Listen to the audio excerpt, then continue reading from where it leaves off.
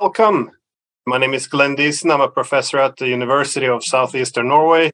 With me is Alexander Mercouris, and the guest today is none other than Jack Matlock. So, Mr. Matlock, he was the ambassador to the Soviet Union from 1987 to 1991, and held a position there in Moscow as the Cold War was negotiated to an end. And correct me if I'm wrong, but I believe you're also stationed at the U.S. Embassy in Moscow from 1961, and you were there during the Cuban Missile Crisis in '62. Matlock's background from both politics and also being an historian has made his books extremely interesting.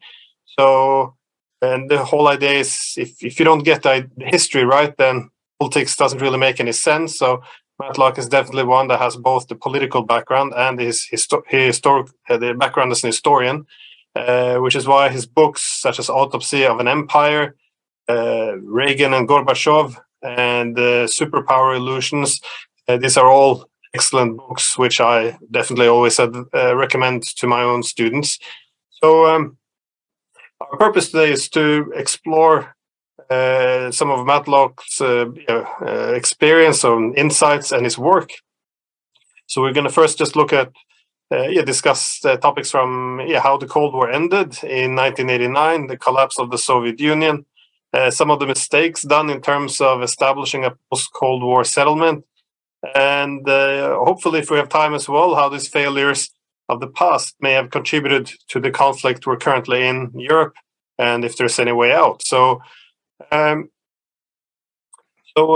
let's jump straight into it. And I guess the history of how the Cold War ended is obviously one of Matlock's great contributions, given that he had such a key role, but also being a key focus of his writing.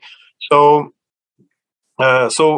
it's argued in your book that you explore many of these Cold War myths, as you argue in your book about Reagan and Gorbachev, that one of the myths was that Reagan wasn't bashing the Soviets until they surrendered, leading to a victory.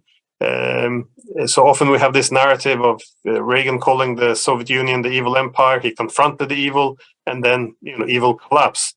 Now you dispute this narrative and argue that Reagan not only showed interest in peace, but the common narrative is that he only pursued this in his second term. But as you write, he talked about a peaceful settlement already from his first day in office in 1981.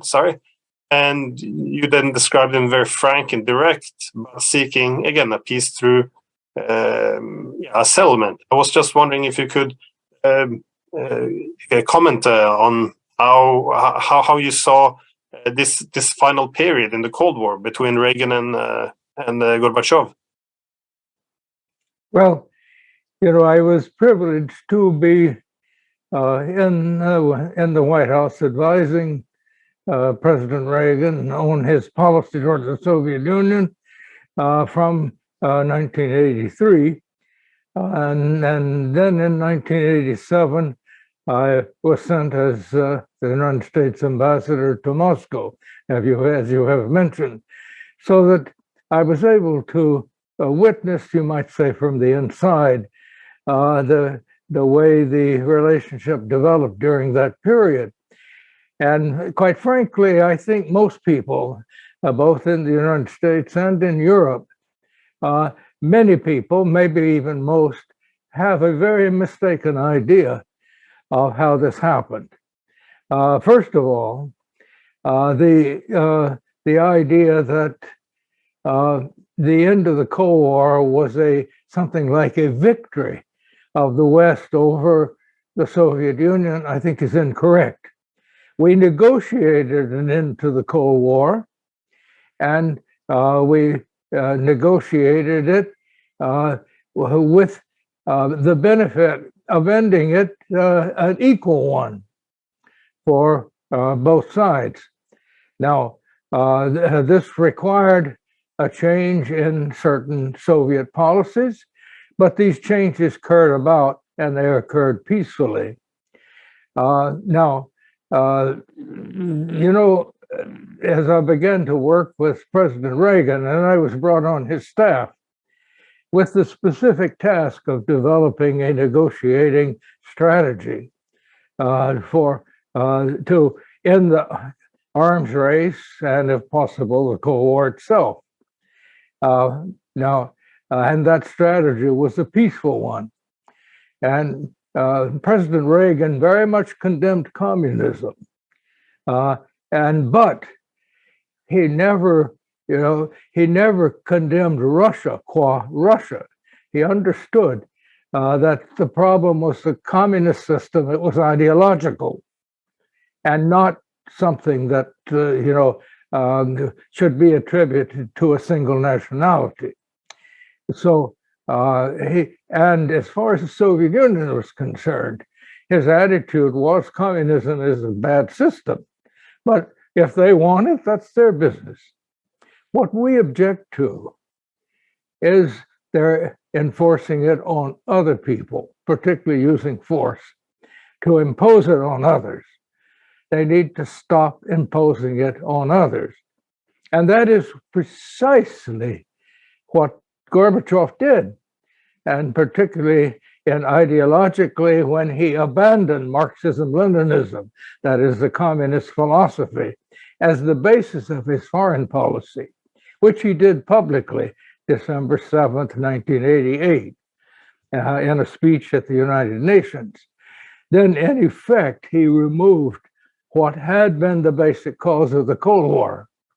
So the Cold War ended, certainly ideologically, by the end of 1988, while President Reagan was still president. Now, there were a lot of problems that developed, particularly the communist domination of Eastern Europe, that were only resolved until the next year. But they were resolved peacefully, and not because of Western pressure. The idea that we sort of spent them to defeat is absolutely wrong. We negotiated an end in the interest of everybody, including the Soviet Union. And then people say, yeah, but the Soviet Union broke up. True, but it broke up not because of Western pressure, but precisely because of two things. One thing, the Cold War was over. The Western military pressure had ceased by 1989, when Eastern Europe went free peacefully on the whole, certainly without any Soviet intervention. Then the second thing is that the Soviet Union broke up because of internal pressures that were unleashed when Gorbachev tried to democratize the country by taking the Communist Party out of complete control and by refusing to use force to suppress the separatist tendencies. First time in Russian history that had been the case. And so that you had a leader in the Soviet Union who was a genuine Democrat with a little d, and who was genuinely trying to change the system. Now, the system turned out couldn't be changed so easily. There was opposition, and particularly the strength of local nationalisms tore it apart. So the idea that the Cold War ended when the Soviet Union, in effect, collapsed is untrue. That was 2 years after the Cold War ideologically had ended, and well after the liberation, you might say, of Eastern Europe and so on. At that time, the United States policy, the elder Bush, George H.W. Bush was president. I was still in Moscow as ambassador for a couple of years after he became president. And, you know, our policy then was not to try to break up the Soviet Union. We were very determined to try to keep to get the three Baltic states, the three Baltic countries, to get their independence. We had never recognized that they were legally part of the Soviet Union. And but at the same time, we thought that it would be the benefit of everybody if Gorbachev could lead them into a voluntary federation of the other 12 republics, including most specifically Ukraine.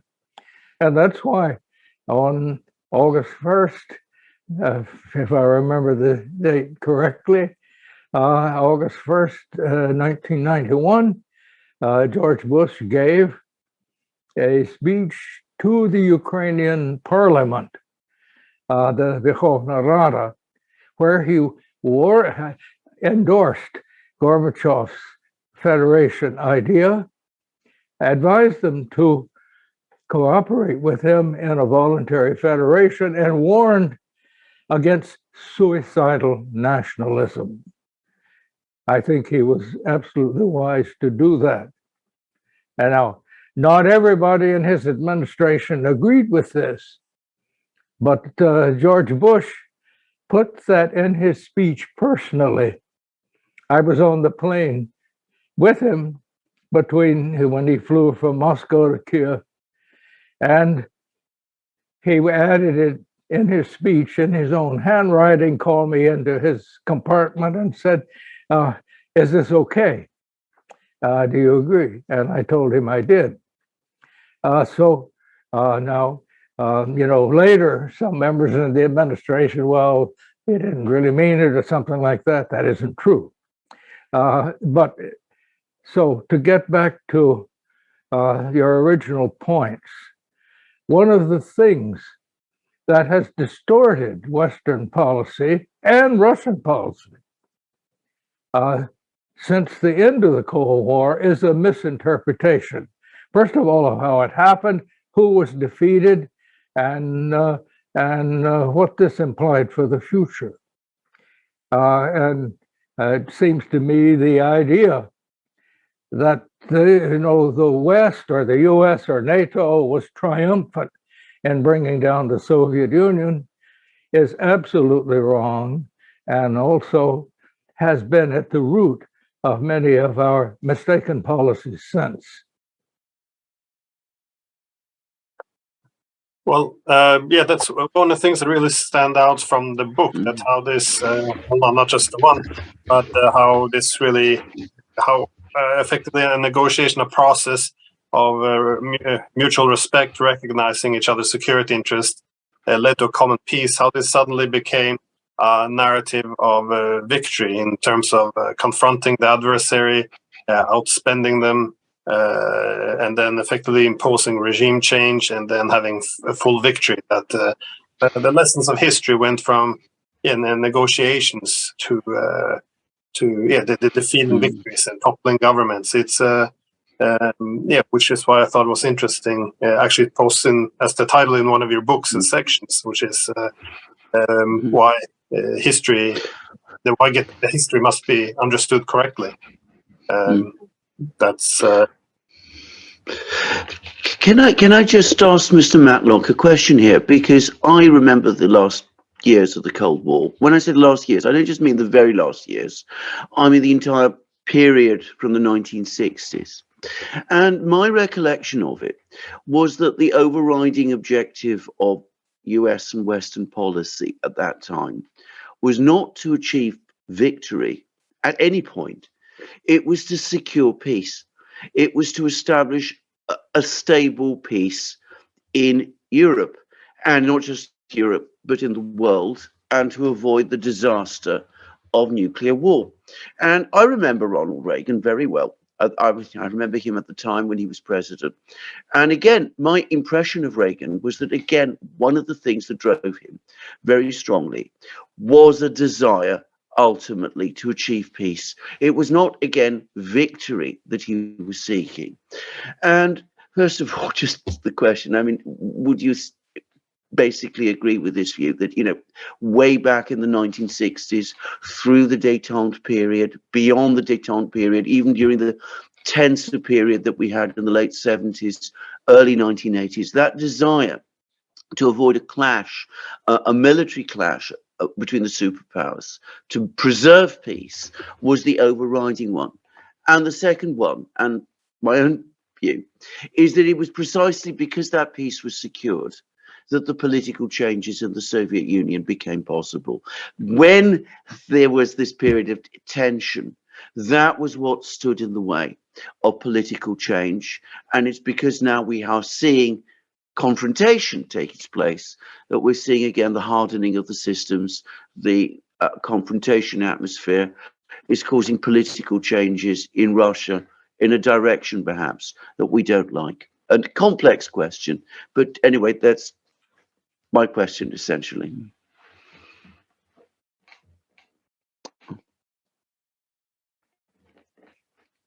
That was a very long question. Yeah.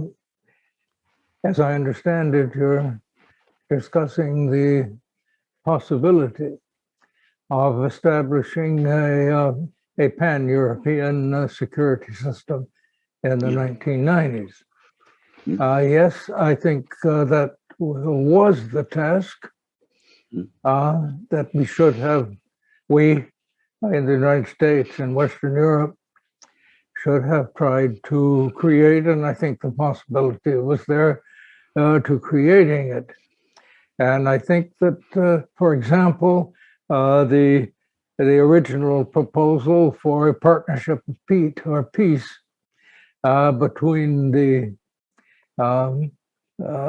members of NATO and other countries in Europe and Eurasia that had developed was a fine one.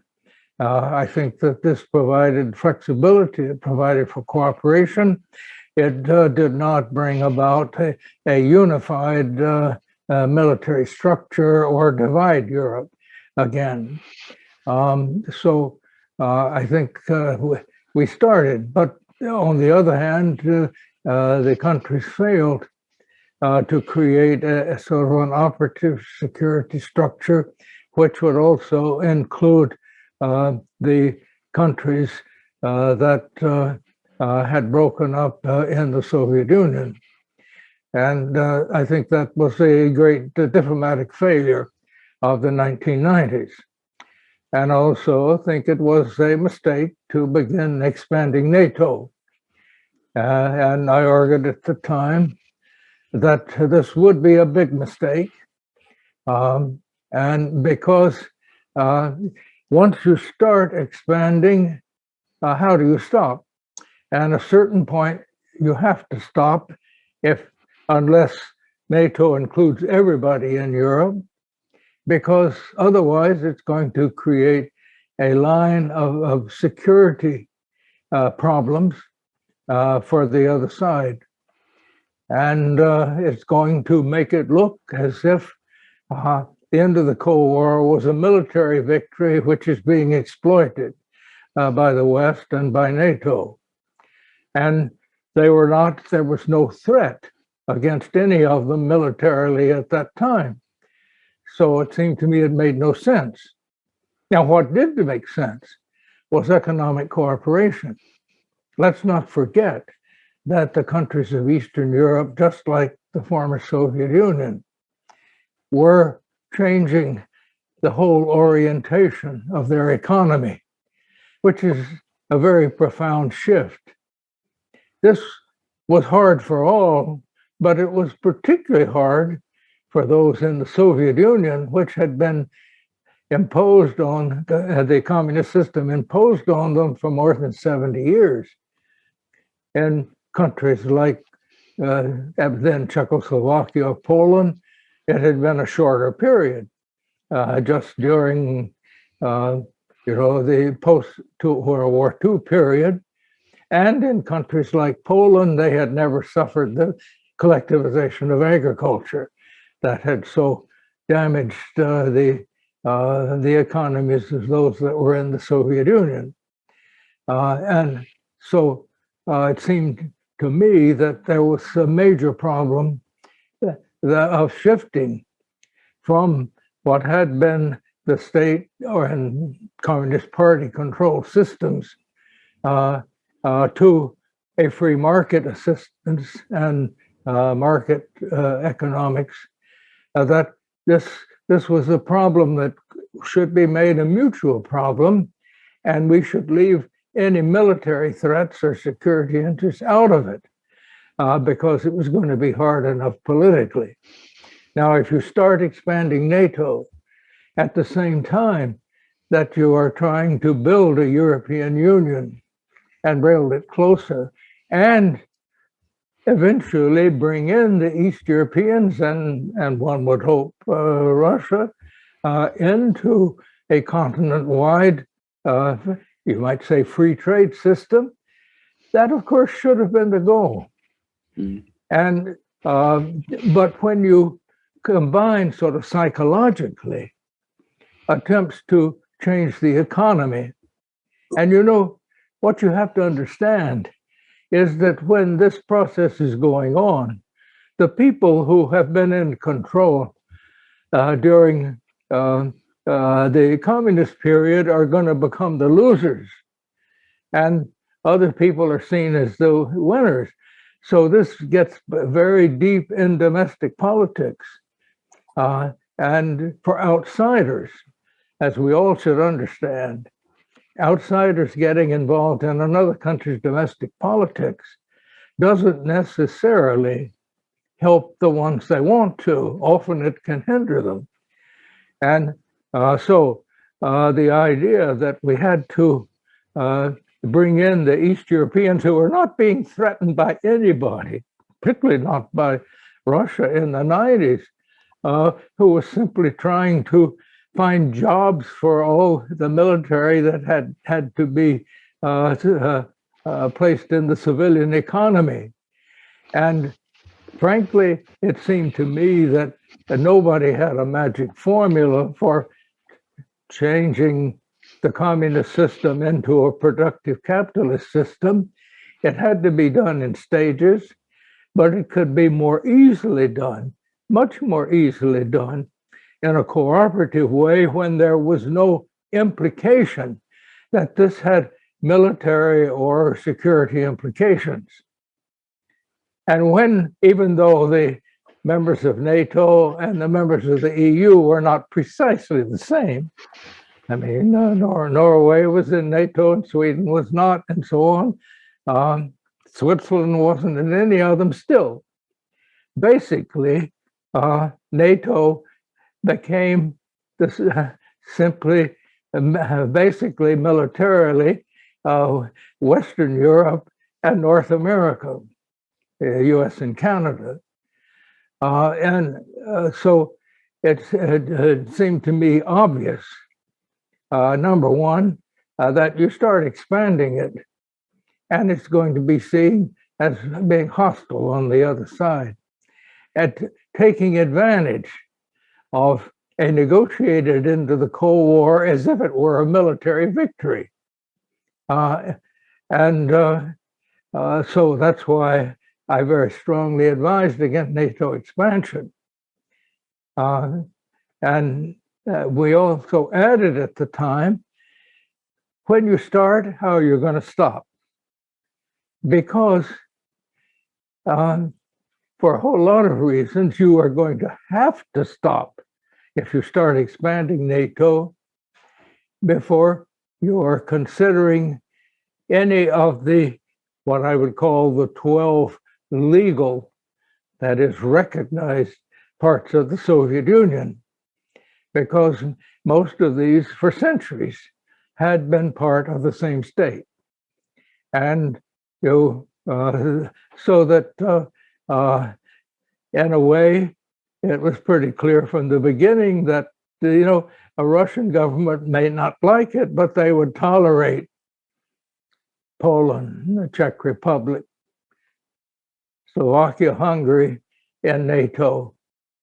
They would even accept, most Russians, the three Baltic countries, recognizing that they had a rather different history from the others. But when you get to Ukraine and Georgia, this is something else.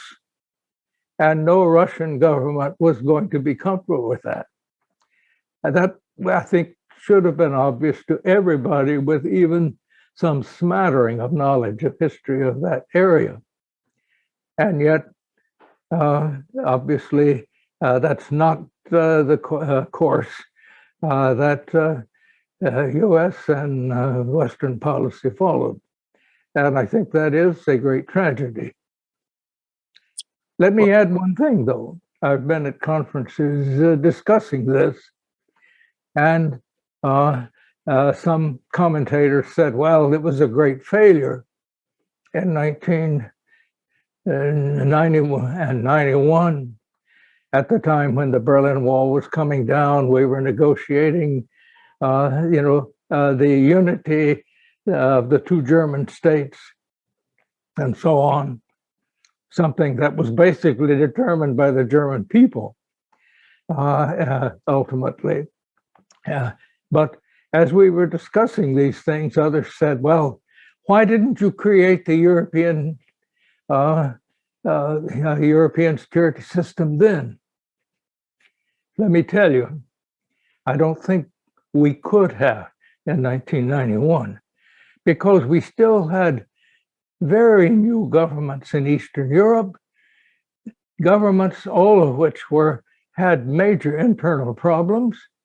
The Germans had the whole problem of how you really unify the economy of the two Germanies. It turns out they did it about as successfully as humanly possible, but who knew in 1991 how this was going to work out? And you could only work out a European security system with everybody participating in it. It's not something that could be imposed by the United States and its Western allies. That was not going to work. What happened was, by trying to impose an expanding NATO, we have created the conditions that we face today, with war once again in Europe. Well, I'm glad you brought it to that point, because, well, actually, in your book, one of your book, you even referred to NATO expansion as you could compare it to the mistake made at Versailles in 1919 with the effort of securing peace through a permanent weak Germany or an exclusionary security architecture. And I thought it's interesting because your words tend to, it reminds me of George Kennan at times, who shared your concerns. And being also very critical of NATO expansion. He also gave an interview, I remember, in '98 when he pointed out, well, what you said now as well, that at one point Russia would react very negative to NATO expansion. And again, at this point, we would then end up in a conflict. And he predicted that the West would then solely blame Russia for this conflict. And so I thought it was interesting you landed at this conflict in Ukraine now, because do you consider the expansion of NATO to be one of the main or one of the causes of this conflict? Again, not to alleviate Russia of any responsibility, but do you draw that connection as well with NATO expansion leading to this war in Ukraine? Well, of course, Russia is responsible for its decision to invade Ukraine. No question about that. It was a decision which I think is going to be disastrous for both countries, both Ukraine and Russia. I would only say that, as I argued earlier, if our policies had been different, I think it is most likely that decision would not have been made. Now, that doesn't excuse it. And, as I think it was Talleyrand who once commented, or maybe it was Metternich, when a certain decision was made, and he described it as worse than a crime, a mistake. So yes, but I think that if one looks deeply into the roots of the current war in Ukraine, you would have to conclude that it could have been avoided, and it almost certainly would have been avoided if there had not been the threat of NATO expansion and the actual military involvement of NATO countries in Ukraine after its, one could call them troubles, in 2014, when the government was changed and became much less representative of the whole country. But the problem here is that Ukraine's problems are fundamentally internal. And it is you would say, the interference of outsiders, not just Russia, but also the West and the US, which has created what is basically an internal problem of a country which has tried to combine two different interpretations of what it means to be Ukrainian in one country. And it never had, since its independence, a leader able to unite these two factions. And the West has gotten involved, particularly the United States and some of the other EU countries have gotten directly involved in its internal politics, as has Russia. And so this has become, I think, in an artificial way, and a way which no one is going to win, a contest between East and West. Ukraine, I think, cannot create, a flourishing, happy, productive country in the land that it inherited, unless it has policies which allow it to have reasonably good relations with Russia. And that means that you've got to treat its Russian-speaking population as loyal Ukrainians who have their own culture, which they too want to preserve. And what most people ignore is that Joseph Stalin, as a gift of Hitler, is the one who brought the western areas of Galicia and Volhynia into what was in Ukraine, creating a country with two competing conditions of what it means to be Ukrainian. One of them respects the fact that some of them prefer the Russian language and are more comfortable in it, even though they can be loyal Ukrainians.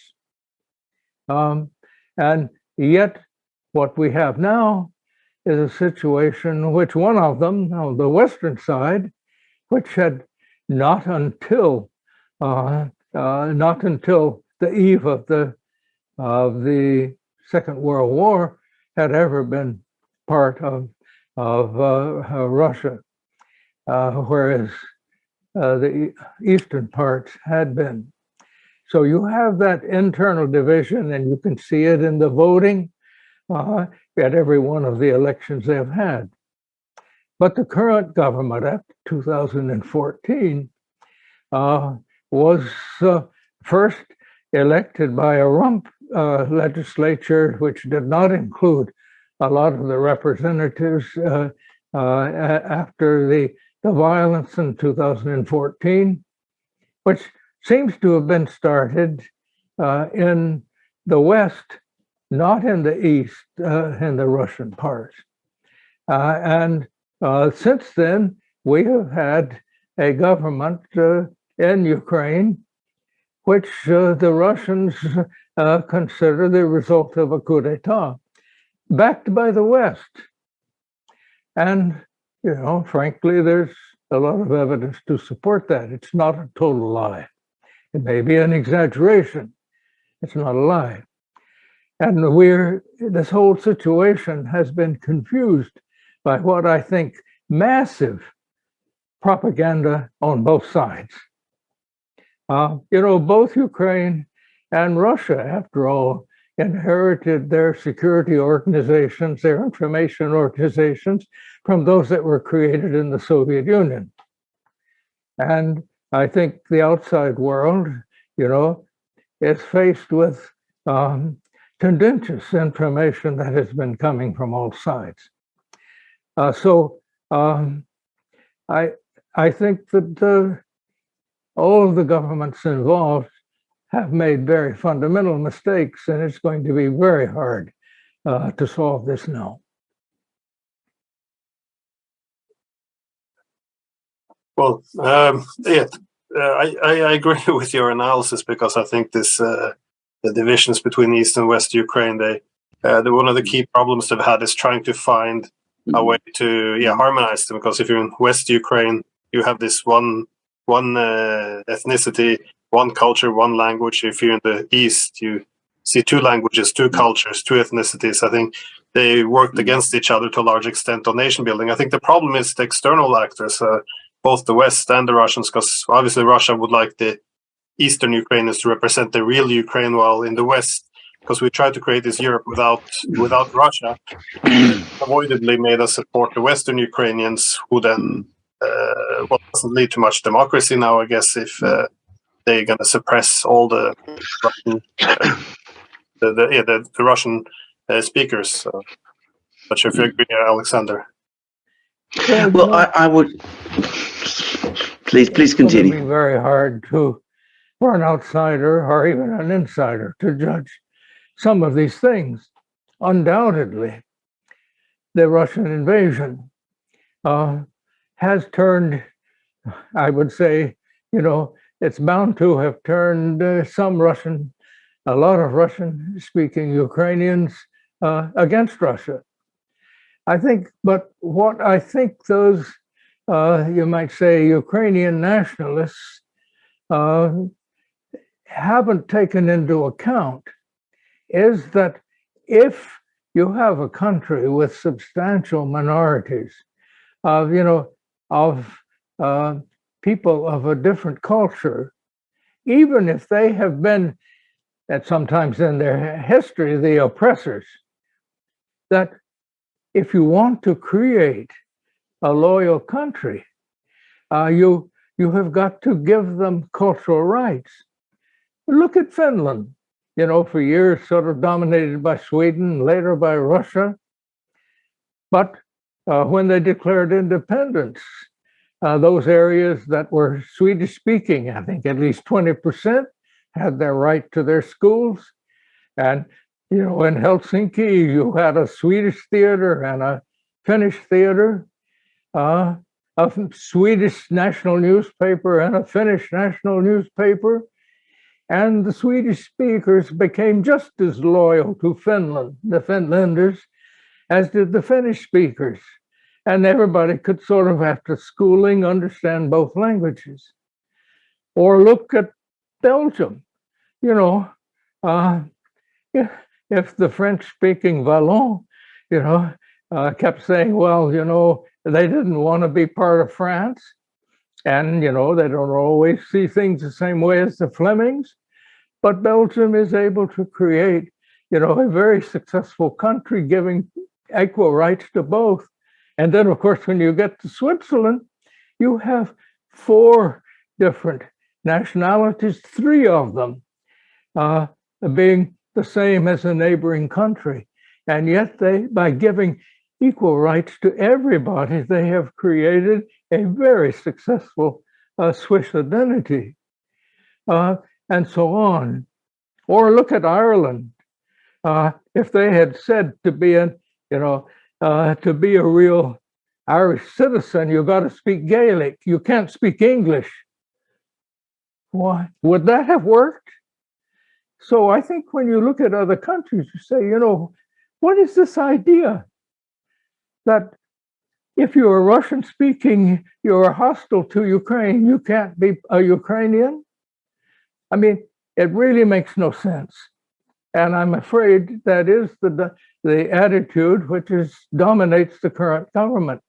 And that's why, for one thing, they cannot, on that basis, create a successful country in all of the land that they inherited in 1991. That's just not going to be possible unless there's genocide of the Russian-speaking population. And, you know, I don't, so many people who look at this, I think, really ignore some of these basic things. But the basic thing is, these are problems that need to be determined internally by the Ukrainians. And the involvement of outsiders, I think, has been deleterious, whether it was by the Russians or by the Europeans or by the Americans. I think that it is never a good idea for a foreign country to get directly involved in the internal politics of another. You end up actually hindering the people you think you're trying to favor. Well, I mean, I obviously agree. I would also say that I think we need to be much more measured in our language in the West, certainly in Britain, when we discuss Ukraine. And this has been a major problem now. Our language, our rhetoric has got so inflamed that it's very difficult for people to take a step back and consider the points that we've just heard. Can I say something in addition to this, which is that right at the start, well, over the course of this discussion, there was the point about NATO expansion being one of the roots of the problem in Ukraine. And we've also heard this point about Ukrainian nationalism and its difficulty in accepting that there is differences within Ukraine and that this has also been a problem. I think what has caused a major intersection is that those two things came together in the sense that the moment NATO was offered as a prospect for Ukraine, it became immediately an issue between Ukrainians themselves, which deepened these divisions that we've just heard about and made the clash of nationalisms and identities greater still. I'm not sure what the question was. Yes, I say my hearing is not perfect. It wasn't a question. It was just a point that, as I said, the moment NATO membership was offered to Ukrainians, some Ukrainians who were nationalists would be minded to support it. Other Ukrainians who were Russian speakers would not be so happy, and that intensified the divisions in Ukraine. And that was something that ought to have been foreseeable at the time. But I'm curious, though. I think, yes, these are, you point to, I think, some very important matters. I would say that I believe anyone interested in the background of the current conflict in Ukraine should read a book just published this month by Nikolai Petro, a professor at the University of Rhode Island, called The Tragedy of Ukraine. That is the most balanced and I think complete examination of the historical and cultural factors that are operative here. And, you know, I think he goes very objectively looking at matters from both sides, if you want to speak of what he would call the Ukrainian nationalist side in the West, and the Novorossiya, the idea that you can be Ukrainian but also speak Russian, which seemed to dominate in the East and the South. He explores, I think, very clearly the historic basis of these, how different, you might say, legends of the historical character differ on both sides. He names the historians and their things, and he reports on events since, particularly since 2014, much of which time he spent in Ukraine. And unlike many, he spent time in both East and West, not just in West or just in Kyiv. And anyway, what he points out is that this is really similar to a Greek tragedy. And in fact, he finds inspiration from the Greek tragedy in trying to understand it. But so he sees the only possibility later is a reconciliation between the two, more communication between the two, and you might say a truth and reconciliation procedure. Well, you know, I think that is the most insightful book I have read, but I think, can one predict that this is going to happen? I think that, you know, frankly, every step many of the involved governments have made make it more and more difficult. And particularly the declaration by the Russian parliament of parts of Ukraine as parts of Russia, you know, they're making decisions which clearly violate international law and practice. You can't just proclaim part of another country part of yours, even though on cultural grounds, you know, there are similarities.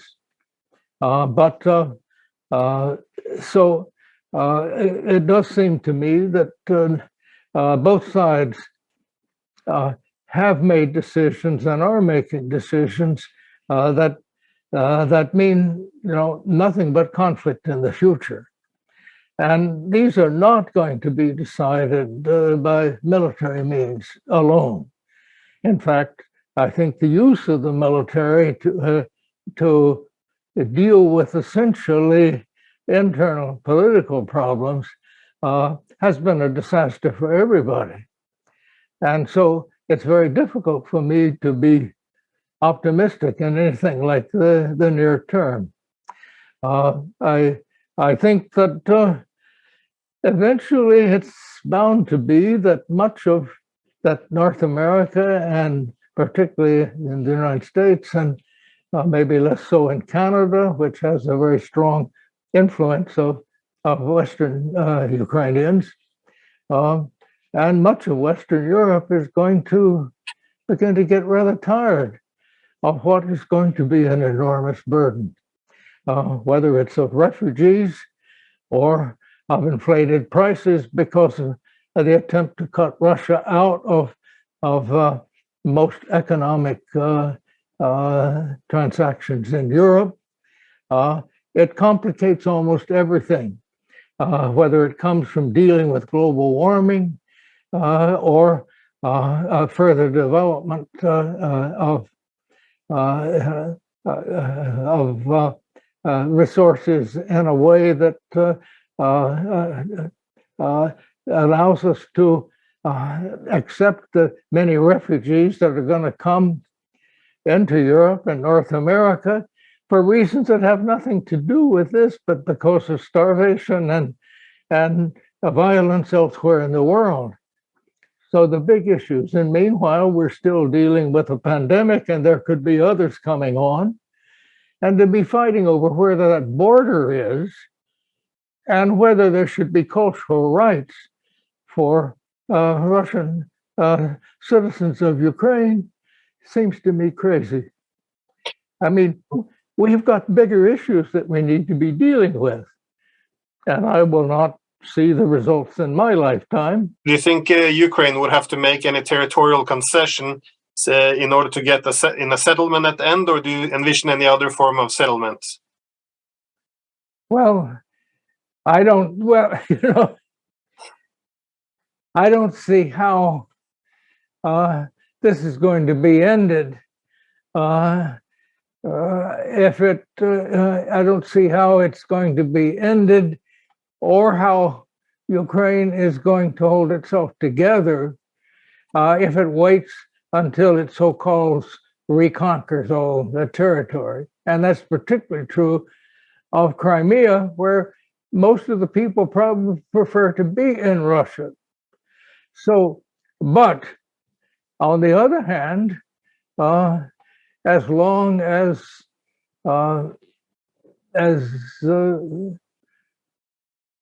Ukraine supporters allow them to sort of make that decision of nationality, it is going to prevent. But on the other hand, one can say that in a way that they should be conceding that Zaporozhye, some of the other southern provinces that Russia claims are going to be, considered as part of Russia. I think that demand Russia is making is one that no Ukrainian government could agree to.